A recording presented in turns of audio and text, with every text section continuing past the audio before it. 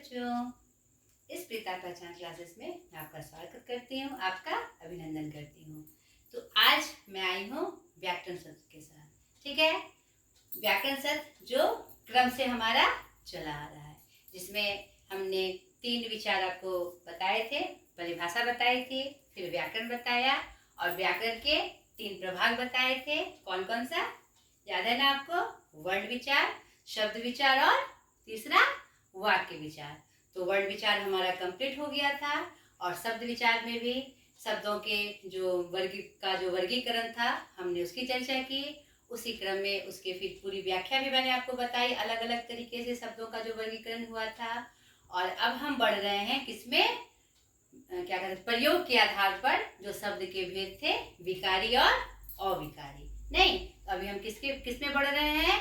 विकारी में, जिसमें हमने क्या क्या जाना? हमने संज्ञा जाना। संज्ञा के बाद मैंने आपको तुरंत सर्वनाम बताया था, लेकिन फिर मुझे ध्यान आया कि संज्ञा का रूपांतरण तो मैंने आपको बताया ही नहीं। तो उसके बाद मैंने संज्ञा का रूपांतरण शुरू किया, जिसमें मैं आपको संज्ञा के रूपांतरण में मैं क्या बता चुकी हूँ? लिंग, वचन और पुरुष। संज्ञा का रूपांतरण 4 तरह से होता है, लिंग, वचन, पुरुष और कारक के अनुसार। तो इन तीनों की चर्चा बृहद रूप से हो चुकी है, ठीक है। आज मैं इस संज्ञा के रूपांतरण का सबसे इम्पोर्टेंट जो रूपांतरण होता है, कारक, वह लेके आई हूँ, ठीक है। कारक में हम जानेंगे उसकी परिभाषा एवं चिन्ह। नहीं, चिन्ह, साइन जिसको बोलते हैं। क्यों? क्योंकि कारक का सबसे प्रमुख रूप है हमारा उसके चिन्हों को जानना। क्योंकि जिससे जब सवाल आते हैं, अगर उसके चिन्हों को हम नहीं जानेंगे तो फिर हम कारक को नहीं पहचान पाएंगे। और कारक अपने चिन्हों के द्वारा जाना जाता है। आपको ये बात हमेशा याद रखनी है, ठीक है। कारक कैसे जाना जाता है? अपने चिन्हों के द्वारा। और उसके बाद हम क्या जानेंगे? कारक के भेद। तो परिभाषा रूप में कारक वह है जो कारक वह साधन है, वह रूप है जो संज्ञा या सर्वनाम, क्योंकि यह किसका रूपांतरण है? संज्ञा का। और संज्ञा के बदले कौन आता है? सर्वनाम। तो कारक वह साधन या रूप है जो क्या कहते हैं, संज्ञा का संबंध वाक्य में अन्य चीजों से बताए, ठीक है।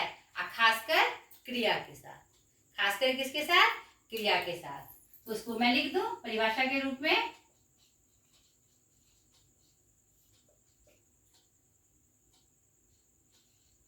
कारक वह साधन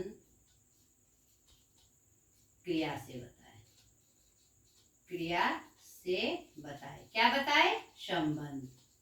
क्या बताए बेटा? संबंध, ठीक है। तो ये इसकी परिभाषा है, आप भी नोटेड, इसको नोट कर लीजिए। अब हम जानेंगे चिन्ह और भेद, ठीक है।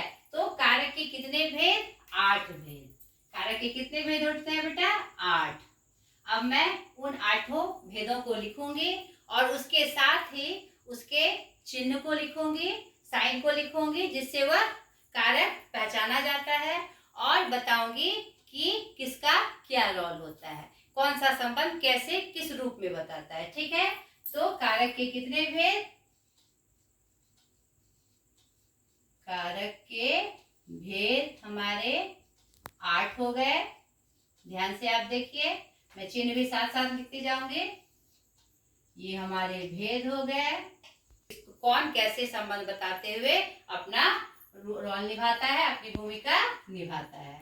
तो पहला भेद हमारा हुआ कर्ता कारक। कर्ता कारक।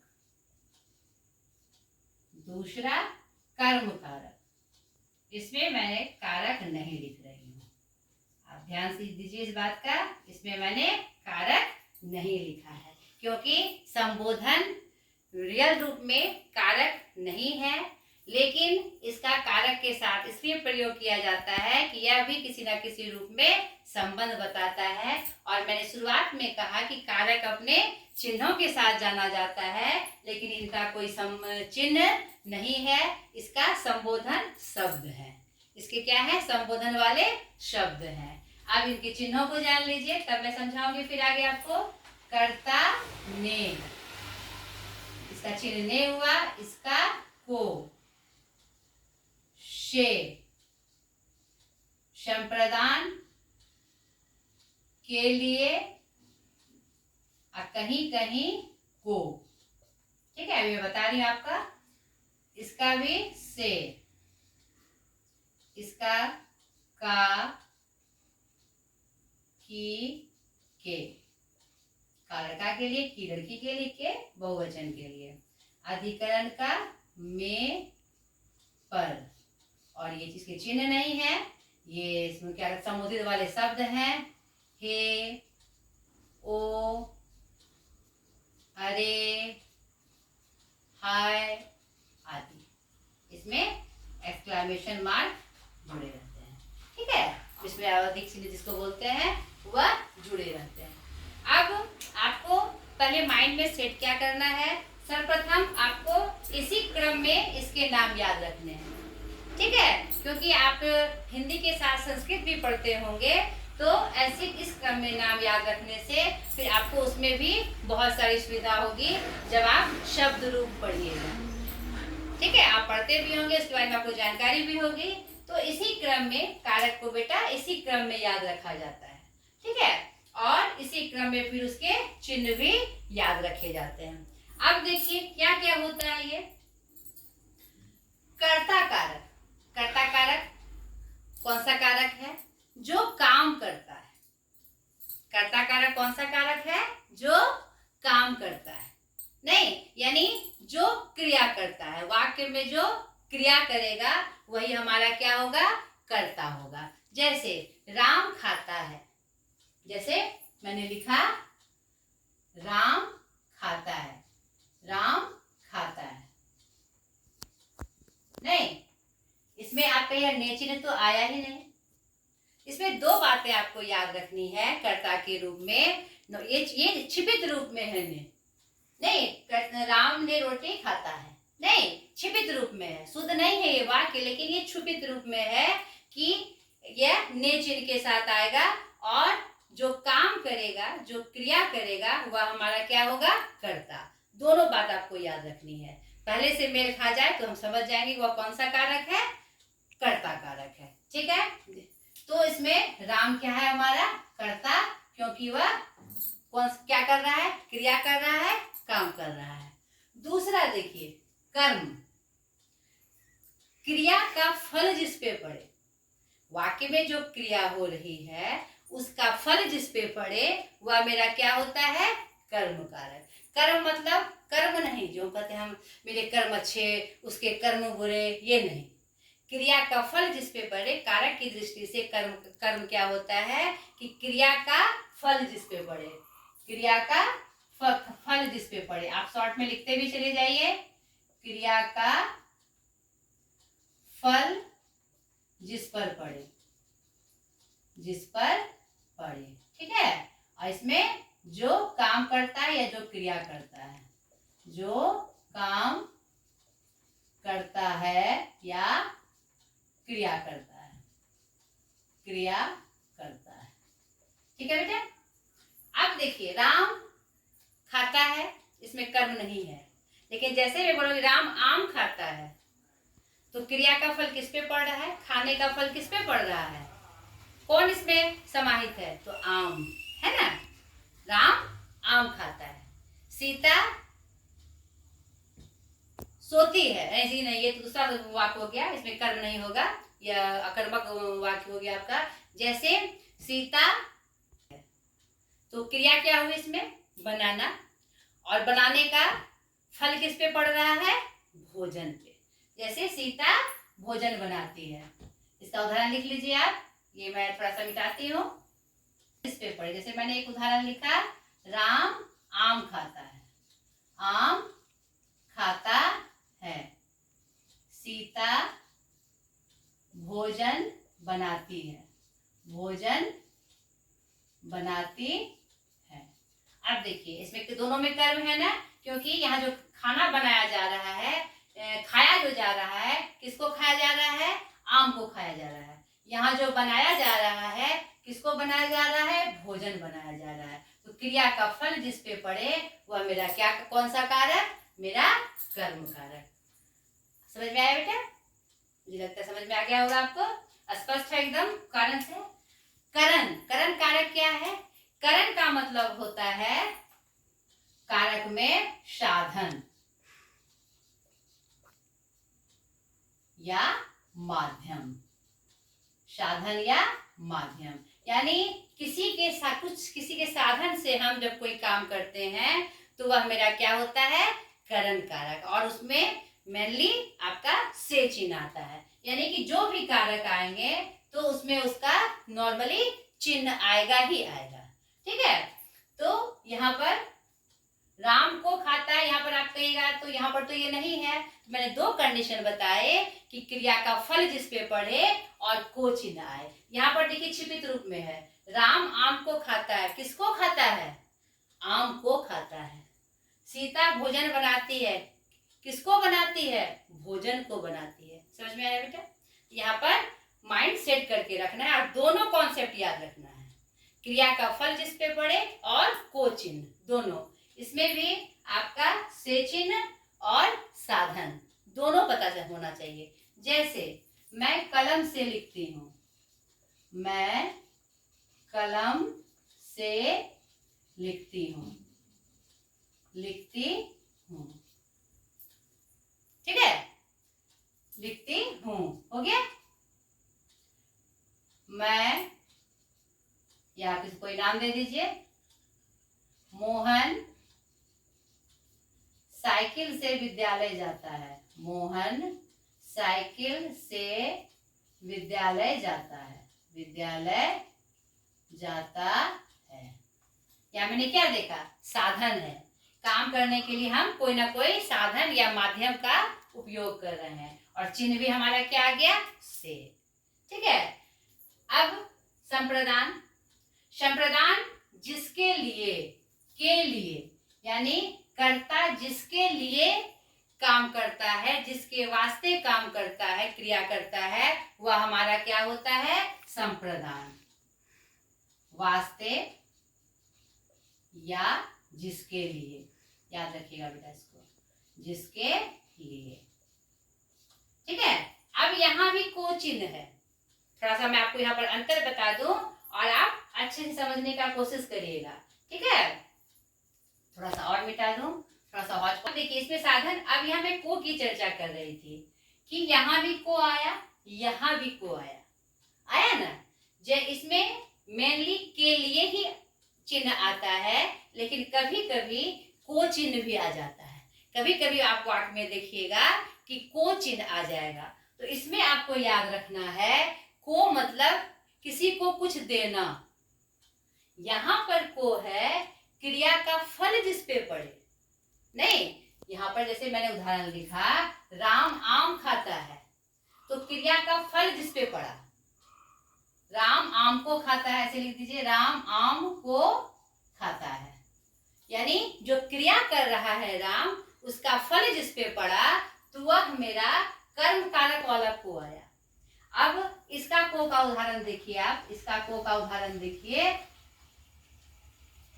श्याम, श्याम मधु को पुस्तक देता है, पुस्तक देता है। अब यहाँ देखिए, यहाँ जो को चिन्ह आया हमारा, यहाँ पर लग रहा है क्रिया का फल पड़ रहा है, पुस्तक देता है, पुस्तक देता, देता है, क्या देता है? पुस्तक। यानी देने का फल किस पे पड़ रहा है? पुस्तक पे पड़ रहा है। लेकिन यहाँ को पे नहीं पड़ रहा है। को क्या है? किसी को देना, किसी को कुछ दे देना। उस को के अर्थ में अगर आया तो वह मेरा क्या होगा? संप्रदान कारक। समझ में आया बेटा? इसको अच्छे से याद रखना है, नोट करके याद रखना है इसको, NOT या वेरी वेरी इंपॉर्टेंट। क्योंकि आपको मान लीजिए जब आप कंपटीशन की तैयारी करेंगे तो आपको संप्रदान कारक में नॉर्मली आपको कंफ्यूज करने के लिए ऐसे वाक्य आएंगे। मैंने भी इसका सामना किया था नेट में। ठीक है, ऐसे आएंगे। अब पांचवा आपादान कारक। यहाँ पर इस अपादान को अच्छे से याद रखना है। चिन्ह से के बारे में आप कहेंगे मैम करण में भी से और अपादान में भी से, नहीं, इसको हम कैसे पहचानेंगे? बहुत आसान है।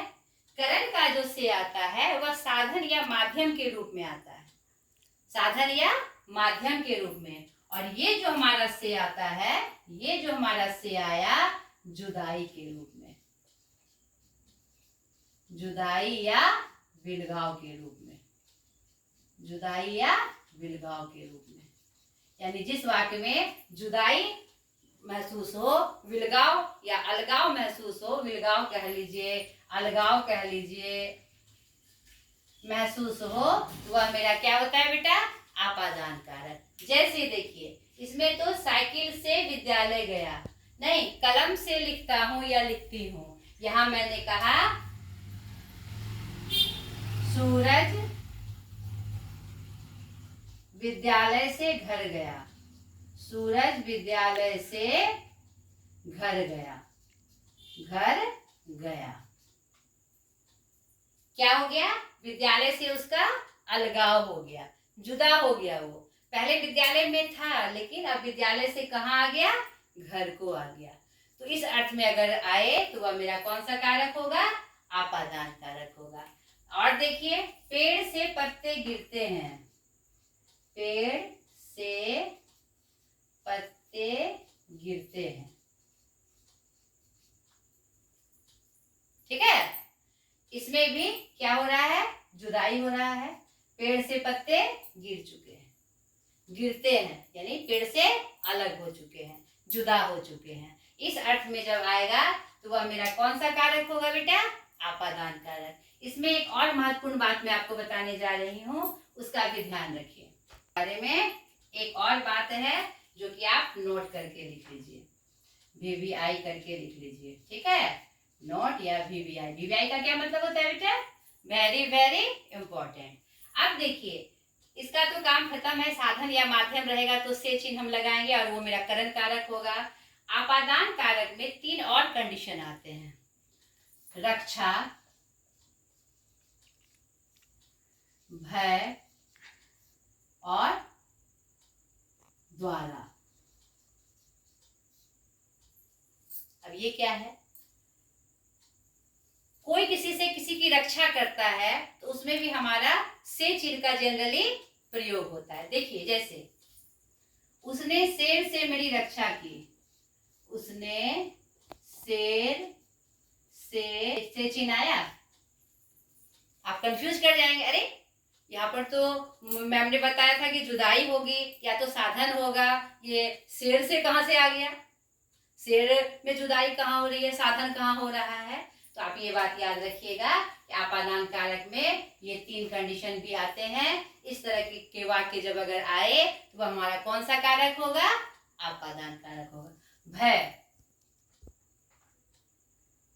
राधा सांप से डर गई, सांप से डर गई।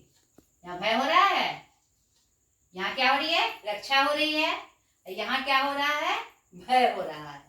तो रक्षा, भय और द्वारा मैं गुरु से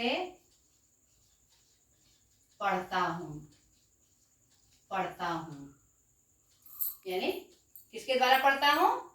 इसमें भी कौन सा चिन्ह आया हमारा? देखिए से चिन्ह आया। यह भी किस कारक के रूप में? आपादान कारक के रूप में। द्वारा मैं माँ से सीखता हूँ, मैं माँ से सीखता हूँ। यह भी हमें टाइम किस में आएगा? आपादान कारक में। ये तीनों कंडीशन आपको याद रखने हैं आपादान कारक के बारे में। अब हमारा आया संबंध कारक। अब बाकी सब आसान है, बताए वाक्य में जो संबंध बताए। यह राम की गाड़ी है, राम की गाड़ी है। यह शंकर का घर है। यहाँ पर संबंध बताया गया। किसकी गाड़ी? राम की गाड़ी। किसका घर? शंकर का घर। ठीक है, समझ में आ गया?